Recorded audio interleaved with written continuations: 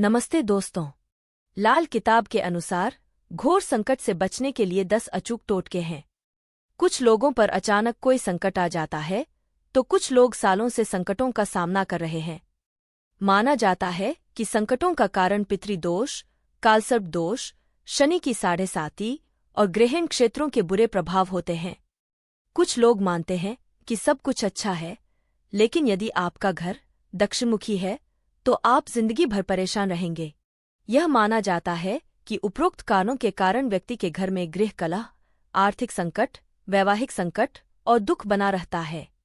इसी कारण व्यक्ति को कोर्ट कचहरी या दवा खाने के चक्कर काटते रहने पड़ते हैं या अन्य किसी प्रकार का संकट खड़ा होता है। हालांकि कुछ विद्वान यह भी कहते हैं कि सब कर्मों का लेखा जोखा है, अर्थात कर्म सुधार लो तो सब कुछ सुधरने लगता है। अब हम आपके कर्म तो सुधार नहीं सकते, लेकिन यहाँ लाल किताब के अनुसार कुछ सावधानी और उपाय जरूर बता सकते हैं। लेकिन उससे पहले अगर आप भी चाहते हैं कि लक्ष्मी माता का आशीर्वाद हमेशा आपके साथ रहे, तो इस वीडियो को एक लाइक करें और चैनल को सब्सक्राइब करें और कमेंट बॉक्स में जय लक्ष्मी माता जरूर लिखें। नंबर 1, किसी भी प्रकार का व्यसन और नशा ना करें। अगर करते हो तो त्याग दो। नंबर 2, ब्याज का कार्य करते हो तो त्याग दो। नंबर 3, तेरस, चौदस और अमावस्या तथा पूर्णिमा के दिन पवित्र बने रहे। नंबर 4, दादी, सास, माँ, बहन, बेटी, पत्नी, मौसी, साली और बुआ से संबंध अच्छे रखें। नंबर 5, दादा, पिता, ससुर, भाई, काका, मामा, भांजे, साले, बहनोई, भतीजे और भाई से संबंध अच्छे रखें। नंबर 6, मांस और तामसिक भोजन को त्याग दो और नकारात्मक विचारों से दूर रहो। नंबर 7, दान देने या लेने से पहले अपनी कुंडली किसी लाल किताब के विशेषज्ञ को दिखाएं। नंबर 8, घर को वास्तु अनुसार बनाएं और उसके आसपास साफ सफाई का ध्यान रखें। नंबर 9, लाल किताब के सभी उपाय दिन में ही करें। उपाय करने से पहले अपनी कुंडली का अच्छे से विश्लेषण कर ले। नंबर 10, सभी तरह के तांत्रिक अनुष्ठान और रात्रि के घोर कर्मों से दूर रहे। नंबर 1, हनुमान चालीसा पढ़ना। प्रतिदिन संध्या वंदन के साथ हनुमान चालीसा पढ़ना चाहिए। संध्या वंदन घर में या मंदिर में सुबह शाम की जाती है। पवित्र भावना और शांतिपूर्वक हनुमान चालीसा पढ़ने से हनुमान जी की कृपा प्राप्त होती है, जो हमें हर तरह की जानी अनजानी, होनी अनहोनी से बचाती है। हनुमान चालीसा पढ़ने से जहाँ पितृदोष, मंगल दोष, राहु, केतु दोष आदि दूर होते हैं, वहीं भूत प्रेत आदि का बुरा असर या साया भी हट जाता है। इसके अलावा आप मंगलवार और शनिवार को बजरंग बाण का पाठ करें और हो सके तो किसी शनिवार को हनुमान जी को चोला चढ़ाएं और उन्हें बनारसी पान का बीड़ा भी अर्पित करें। कम से कम 5 बार हनुमान जी को चोला चढ़ाएं तो तुरंत ही संकटों से मुक्ति मिल जाएगी। इसके अलावा प्रति मंगलवार या शनिवार को बड़ के पत्ते पर आटे का दिया जलाकर उसे हनुमान जी के मंदिर में रखाए। ऐसा कम से कम 11 मंगलवार या शनिवार को करें। नंबर 2, गाय, कुत्ते, चींटी और पक्षियों को भोजन खिलाए। वृक्ष, चींटी, पक्षी, गाय, कुत्ता, कौवा, अशक्त मानव आदि प्राणियों के अन्न जल की व्यवस्था करने से उनकी हर तरह से दुआ मिलती है। इसे वेदों के पंचयज्ञ में से एक वैष्णव देव यज्ञ कर्म कहा गया है। यह सबसे बड़ा पुण्य माना गया है। कछुओं और मछलियों को नित्य आटे की गोलियां खिलाएं और चींटियों को भुने हुए आटे में भूरा मिलाकर बनाई पंजीरी खिलाए। प्रतिदिन कौवे या पक्षियों को दाना डालने से वितरित होते हैं। प्रतिदिन चींटियों को दाना डालने से कर्ज और संकट से मुक्ति मिलती है। प्रतिदिन कुत्ते को रोटी खिलाने से आकस्मिक संकट दूर रहते हैं। प्रतिदिन गाय को रोटी खिलाने से आर्थिक संकट दूर होता है।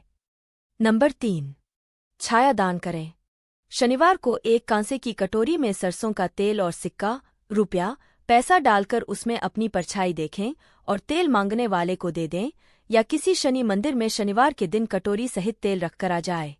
यह उपाय आप कम से कम 5 शनिवार करेंगे तो आपकी शनि की पीड़ा शांत हो जाएगी और शनिदेव की कृपा शुरू हो जाएगी। नंबर 4, नारियल का उतारा। एक पानीदार नारियल लें और उसे अपने ऊपर से 21 बार उतारें। इसके बाद उसे किसी देवस्थान पर जाकर अग्नि में जला दें। ऐसा परिवार के जिस सदस्य पर संकट हो उसके ऊपर से उतारे। यह उपाय किसी मंगलवार या शनिवार को करना चाहिए। 5 शनिवार ऐसा करने से जीवन में अचानक आए कष्ट से छुटकारा मिलेगा। यदि किसी सदस्य की सेहत खराब है तो उसके लिए यह उपाय उत्तम है। नंबर 5। जल अर्पण। एक तांबे के लोटे में जल लें और उसमें थोड़ा सा लाल चंदन मिला दे। उस पात्र को अपने सिरहाने रखकर रात को सो जाए। प्रातः उठकर सबसे पहले उस जल को तुलसी के पौधे में चढ़ा दे। ऐसा 43 दिनों तक करें। धीरे धीरे आपकी परेशानी दूर होती जाएगी। इसके अलावा आप चाहे तो दूध पानी मिश्रित भरा बर्तन सिरहाने रखकर सोएं और अगले दिन कीकर की जड़ में सारा दूध डाल दें। मानसिक रूप से आप खुद को स्वस्थ महसूस करेंगे और तनाव मुक्त हो जाएंगे। नंबर 6। दोनों कान छिदवाएं। हिंदू धर्म में कर्ण छेदन संस्कार होता है। हालांकि आजकल इस संस्कार का कोई विधिवत रूप से पालन नहीं करता है। कुछ लोग एक ही कान छिदवाते हैं तो कुछ लोग दोनों कान छिदवाते हैं। हालांकि नियम दोनों ही कान छिदवाने का है। कान छिदवाने से राहु और केतु के बुरे प्रभाव का असर खत्म होता है। जीवन में आने वाले आकस्मिक संकटों का कारण राहु और केतु ही होते हैं, इसलिए कान छिदवाना जरूरी है। वैज्ञानिक अनुसार इस संस्कार से मस्तिष्क में रक्त का संचार सही प्रकार से होता है। मान्यता अनुसार कान छिदवाने से व्यक्ति के रूप में निखार आता है। इससे आंखों की रोशनी तेज होती है। कान छिदवाने से मेधा शक्ति बेहतर होती है। तभी तो पुराने समय में गुरुकुल जाने से पहले कान छिदवाने की परंपरा थी। नंबर 7। नाक छिदवाएं। कान की बाली, निचला भाग और नाक के बाएं भाग को छिदवाया जाता है। नाक अक्सर सिर्फ महिलाओं की ही छिदवाई जाती है, लेकिन यदि लाल किताब के अनुसार आपका चंद्र, गुरु और बुध खराब स्थिति में है और इससे आपके जीवन में रोजगार, बहन पर संकट, माता पर संकट आदि की समस्या आ रही है, तो नाक छिदवाने की सलाह दी जाती है। जीवन में बार बार असफलता का सामना करना पड़ रहा है तो भी लाल किताब के विशेषज्ञ यह राय देते हैं। पुरुषों को भी एक बार नाक छिदवाकर उसे 43 दिन तक चांदी का तार डालकर रखना चाहिए। इससे समस्या में राहत मिलती है। हालांकि आप नाक छिदवाने के पहले अपनी कुंडली जरूर किसी लाल किताब के विशेषज्ञ को दिखाएं। नंबर 8। कंबल दान करें। संकट के लिए प्रथम जिम्मेदार राहु और केतु के लिए यह उपाय है। काला और सफेद अर्थात एक ही कंबल में यह दोनों रंग होना चाहिए। कोई तीसरा रंग नहीं होना चाहिए, अर्थात 2 रंगी कंबल को 21 बार खुद पर से उतारकर उसे किसी मंदिर में या गरीब को दान कर दे। इससे कई तरह के फायदे होते हैं। नंबर 9। मंगल के उपाय। किसी लाल किताब के विशेषज्ञ से पूछकर सफेद सुरमा आंखों में लगाए। बहते पानी में रेवड़ियां, पतासे, शहद व सिंदूर बहाए। मंगलवार का व्रत रखें और क्रोध का त्याग कर दें। नंबर 10। सभी ग्रहों का उपाय। सूर्य, बहते पानी में गुड़, तांबा या तांबे का सिक्का बहाए। चंद्र, दूध या पानी भरा बर्तन सिरहाने रखकर सोएं और अगले दिन कीकर की जड़ में सारा जल डाल दें। मंगल, सफेद सुरमा आंखों में लगाएं, बहते पानी में रेवड़ियां, बताशे, शहद व सिंदूर बहाए। वो कन्याओं को हरे वस्त्र और हरी चूड़ियां दान करें। दान साफ रखें। गुरु, माथे पर चंदन या केसर का तिलक लगाएं, पीपल की जड़ में जल चढ़ाएं, चने की दाल दान करें। शुक्र, ज्वार, चरी, घी, कर्पूर, दही का दान करें। सुगंधित पदार्थों का प्रयोग करें। शनि, कीकर की दातुन करें, थपेड़ों की जड़ों में तेल डालें। राहु, जौ को दूध से धोकर बहते पानी में बहाए। मूली का दान करें या कोयला बहते पानी में बहाए। जेब में चांदी की ठोस गोली रखें। केतु, काले और सफेद तिल बहते पानी में बहाए। अंत में करें कुछ सामान्य उपाय जो जरूरी हैं। नंबर 1। कपूर जलाना। प्रतिदिन सुबह और शाम घर में संध्या वंदन के समय कपूर जरूर जलाए। हिंदू धर्म में संध्या वंदन, आरती या प्रार्थना के बाद कपूर जलाकर उसकी आरती लेने की परंपरा है। पूजन, आरती आदि धार्मिक कार्यों में कपूर का विशेष महत्व बताया गया है। रात्रि में सोने से पूर्व कपूर जलाकर सोना तो और भी लाभकारी है। इससे तनाव मुक्त गहरी नींद आती है। नंबर 2। वास्तु दोष मिटाने हेतु। घर के वास्तु दोष को मिटाने के लिए कपूर का बहुत महत्व है। यदि सीढ़ियां, टॉयलेट या कोई अन्य स्थान गलत दिशा में निर्मित हो गया है तो वहां कपूर की टिकिया रखें। वहां रखा कपूर पूर्व चमत्कारी रूप से वास्तु दोष को दूर कर देगा। नंबर 3, श्मशान का उपाय।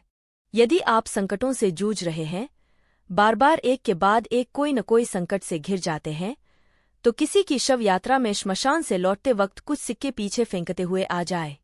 नंबर 4, कालिका माता से क्षमा।